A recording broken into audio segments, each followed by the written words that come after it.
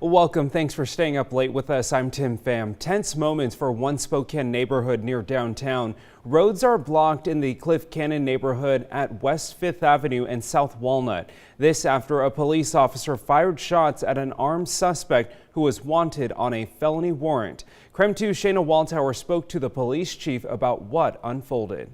Now, police say one of their officers was in the area when he spotted someone who matched the description of a male with a federal warrant. That warrant was for unlawful possession of a weapon. Police say that officer then went to speak with that individual, and that's when things escalated. As he attempted to contact that individual took off running. The officer did put out over the air that the individual is armed with a semi-automatic handgun.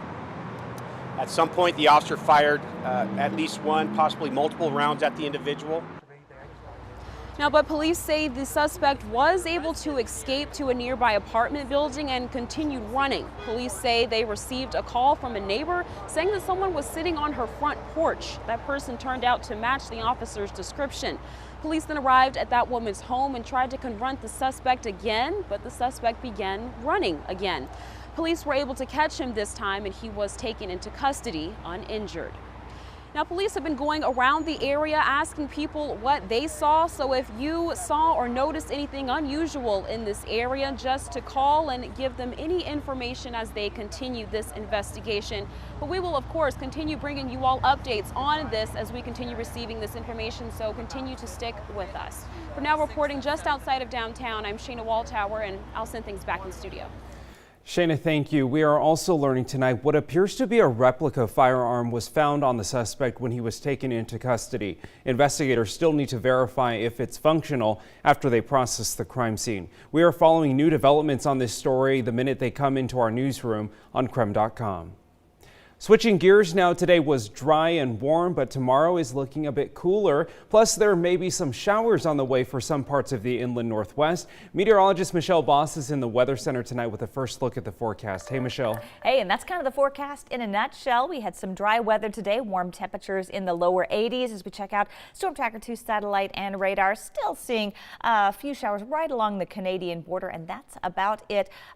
With also seeing a few showers east of Wallace area, crossing north of I-90 into northwest Montana, but the rest of the region staying dry tonight. 67 in Spokane right now, lower 60s in Coeur d'Alene, a little bit cooler in Sandpoint, 59.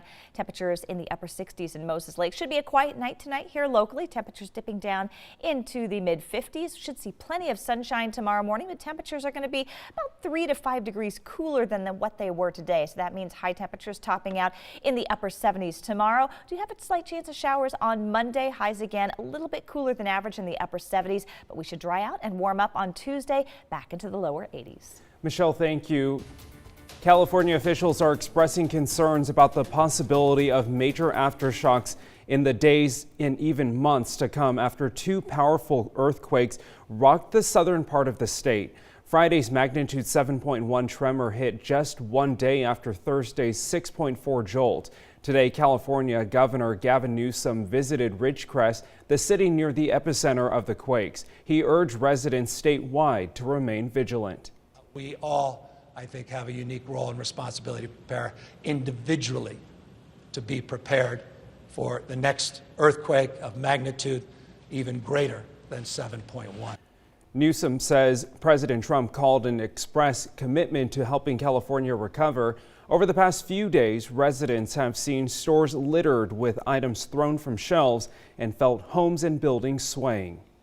Well, that quake was felt even over in Las Vegas. Take a look at this video. A woman filmed the Big Apple coaster at the New York Hotel in Las Vegas last night. Experts said there is about a 1 in 10 chance that another 7.0 quake could hit within the next week. So a magnitude 5.6 earthquake struck the coast of British Columbia Thursday night. The U.S. Geological Survey reports that the quake was just north of Vancouver Island. In the meantime, a magnitude 2.9 earthquake was detected near Yelm just before 6 this morning. Earthquakes are happening all around us, and what does this mean for Washington? Michael Crow from our Seattle sister station went to the experts. When the shaking began in California, John Vidali was in his office at USC. I noticed rustling, I noticed the blinds shifting, windows rattling. For an earthquake researcher, shaking is nothing new, but neither is the moment wondering if it's about to get worse. Well, you can never tell if it's going to increase, but it didn't reach the level of knocking anything over. It was pretty mild, I have to say. It was not very threatening at this distance. He used to work at UW and with the Pacific Northwest Seismic Network, and he says for all their work, predicting earthquakes is still a tricky business. He can say that after a quake, there's generally a 1 in 20 chance of a stronger one within a week. We can't say much more than that. You know, if there is another event, it's likely to be closer rather than further away. The odds diminish with time, but we can't be more specific than that. But more shaking doesn't mean the big one is on the way, he says. That's important to remember after a few noticeable quakes on the West Coast this week. Most of the time, these events just aren't that dangerous. The one off the coast up there and the one here off in the desert. It's also important to note they're unrelated. We can measure this sort of thing. We've got many decades of good records of earthquakes, and we can see that earthquakes are pretty much unrelated, more than a couple of fault lengths apart. But it is a good chance, he says, to check on that earthquake kit and preparedness plan. We always say, it's a reminder to do those things that you know you should do, but you haven't done yet. The information's all at your fingertips right after an earthquake because everyone's talking about it. Michael Crow, King 5 News. Well, Victoria, British Columbia will soon start treating its sewage before discharging it into waters the U.S. and Canada share. It is the last major coastal community in North America to discharge raw sewage from its shoreline. Right now, human waste is pumped into waters that touch the San Juan Islands, the Olympic Peninsula, and the Puget Sound when thousands of Canadians flush their toilets. But come next year, a new wastewater treatment plant will occupy Victoria Harbor. For decades, Washington lawmakers and environmental groups have urged Victoria to clean up their act. I have no doubt that the expressions of concern that came from the leadership in Washington State and from the residents of Washington State played a factor in the decisions of the provincial and federal government. So the government explained that it took so long to get the project underway because they needed to find a site for the plant. They kept putting it off until the Canadian government approved stricter wastewater standards and set a 2020 deadline for cities to comply. Well, dogs are known as humans' best friends, but sometimes they're even more than that. They're a lifeline. One Idaho woman raised more than $20,000 to get the dog that could save her life. KREM 2's Shayna Waldhauer spoke with her about the process. Yeah, the owners of this home had not owned a dog before, but just last night they gained a new member of their family, but it was all out of necessity because the clock was ticking. Brenda Erickson has gotten used to checking her blood sugar levels. It drops drastically.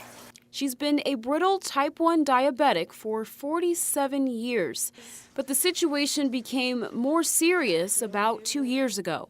I didn't make it home. My coworkers came back for the meeting and found me 2.5 hours later, and my blood sugar was under 17. So she realized she needed to do something to make sure that she stayed alive. After researching on the internet, I found SDWR.